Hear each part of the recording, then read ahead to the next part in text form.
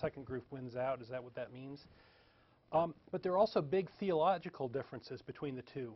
For example, the nature of God is very different. Judaism doesn't believe that Jesus is anything special. The relationship between God and the individual, those things are very different between Christianity and Judaism. The origin and punishment of sin, the relative significance of piety versus deeds, the worthiness and redemption of non-believers, souls, heaven, hell, the purpose of prayer, the concern for physical versus moral well-being of others, and the concept of the Messiah. So all of these things are very different, and these are big differences between those two theologically. There are many political differences as well. Reform Judaism has come out in favor of the women's rights to choose an abortion, gay marriage, opposition against elevating property rights above civil rights, opposition to government censorship of the internet. A lot of these culture war things, Reform Judaism is on a very different side than conservative Christianity. And so it doesn't make a whole lot of sense to lump them together. Much of the persecution and differences and so on between the two religions is based on some words in the New Testament, let the blood be on our hands, where supposedly the Jews in this New Testament story of Pontius Pilate and all that were supposedly blamed for all eternity for the killing of Jesus, but the killing of Jesus supposedly gives Christians, their trip to heaven. So maybe it's a good thing. I don't know. I'm kind of confused. Why kill Jews for giving you perpetual orgasm? I don't get it. Anyway, the real reason is that. Well, the real reason it is was a propaganda thing. It's a propaganda thing, right? It's having an enemy, and having an enemy makes you more powerful. And then in this weird thing where we've spun Judeo-Christian to include Jews, now you have to find a new enemy, and the new enemy is gays, I believe. I think that gays are the new Jews in playing this role. And so the spin is really sort of playing up Christians who have helped Jews in the Holocaust. They're downplaying the Vatican's role in the Holocaust and in Christian persecution throughout history. They're downplaying Martin Luther's anti-Semitism and how that played into the Holocaust. They're playing up the U.S.'s role against Hitler in the war, claiming that somehow Hitler's side had nothing to do with religion when it was all about religion, and the U.S. was the savior, was the Jesus character coming in to fix everything. So the spin result here is like you talked about earlier, is that we got a bigger tent, right? We can claim under this term Judeo-Christian that we're uniting Jews and Catholics and Protestants and all these other sects under a different thing, and we're hiding all the differences between these different groups.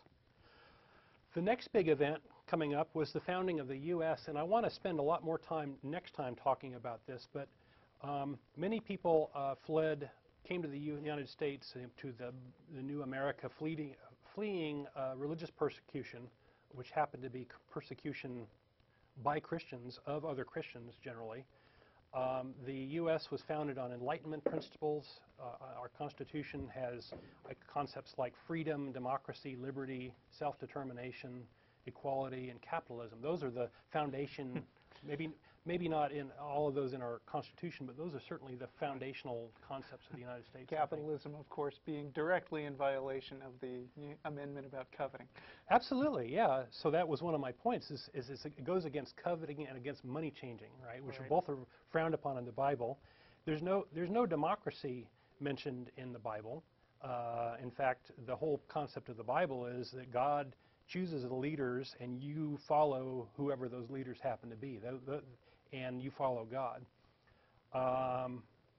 The U.S. was founded as a secular nation with religious freedom and government staying out of religion, and it was enshrined in our First Amendment. That's a very important concept.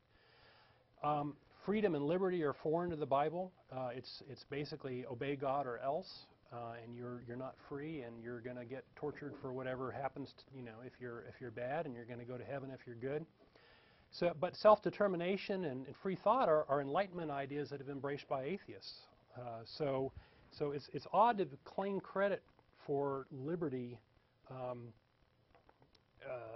based on biblical principles. It makes no sense to me. And so what we see here is we're seeing from the spin, we're seeing a stealing of credit for the U.S.'s successes for God. And in reality, what happened in World War II, for example, was we were not devastated by World War II. I mean, we fought abroad, and our country wasn't destroyed, whereas a lot of other countries like Japan and Germany and all of Europe were pretty much leveled during the war, and they had to rebuild. And in a sense, that gave us a big boost after World War II, and we sort of leapfrogged at that point. And that's the real reason why the U.S. is a superpower, not God. There's another part of the spin is they're using religious quotations to play up the America's founding and religion in America from those in power, and they're claiming that, oh, well, because this person issued this mentioned God here, there must have been, God must have made America great because God was mentioned here and there, and it's really kind of a lame argument, I think. Another thing you see with Judeo-Christian is they redefine liberty, and it's just amazing to me. And they don't mean liberty in the form of, you are autonomous and you take responsibility for yourself. What it means is that you obey God. And it's this very weird, completely turning the meaning on its ear. And every time you see liberty mentioned in this Judeo-Christian propaganda, that's what they're doing. Well, I've often gotten the sense that when religious conservatives talk about, well, why did we get attacked by Islamic terrorists? Well, it's because they hate our freedom. Yeah. When they say that, I don't feel like there's this deep comprehension of what they actually mean by freedom in that. It's more of like, they hate our good thing. Whatever it is, right? Yeah, I mean, it's sort of like the concept of a MacGuffin, something that's important to the story, but only because it's important to the characters and not because of what it actually is. You're just full of literary references. Oh yeah, I'm gonna go right over the heads of most people. I have to admit, I've never heard that one. So it was an Alfred Hitchcock term. Look it up on TV tropes. Oh, okay, okay. I only watched a couple of those movies. The Trouble with Harry's a hoot. That's a great movie. Okay. Anyway, so the result of all the spin as far as interpreting the U.S. as a Judeo-Christian nation is sort of hijacking of the U.S. for religious purposes. And I think that really what's going on is there's an attempt at creating kind of a soft theocracy. Mm-hmm. That the believers, the Christians, don't really want a theocracy because they realize there's too many different sects, and if any one of them gets in power, all the others are going to get beaten up, as has happened historically for hundreds and hundreds of years. So they don't really want a proper theocracy, but what they want to do is they want to say, oh, well, the successes of America, or America's really a Christian thing, and so we can sort of have a special place over and above the people who don't believe like us, like the atheists and like the Muslims and the all the other religions and things. So that's what's going on there. Two more. The next big event was the Cold War. And the Cold War, after World War II, relations with Russia soured, and there was this Red Scare that America was very, very afraid of these red communists. And religion was used, I think, very unfortunately, was used as a propaganda device to distance ourselves from Russia. We were very much like Russia in many ways. We're kind of a technology-driven country, very powerful, and we were kind of peers in many ways. And there had to be a propaganda device to make us look different, and that became what was used.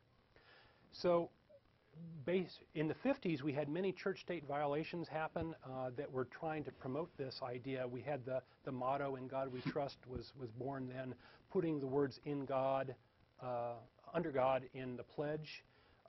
Prayer in public schools was promoted. Ten Commandments monuments were put up around the U.S. There was religious references in government ceremonies, starting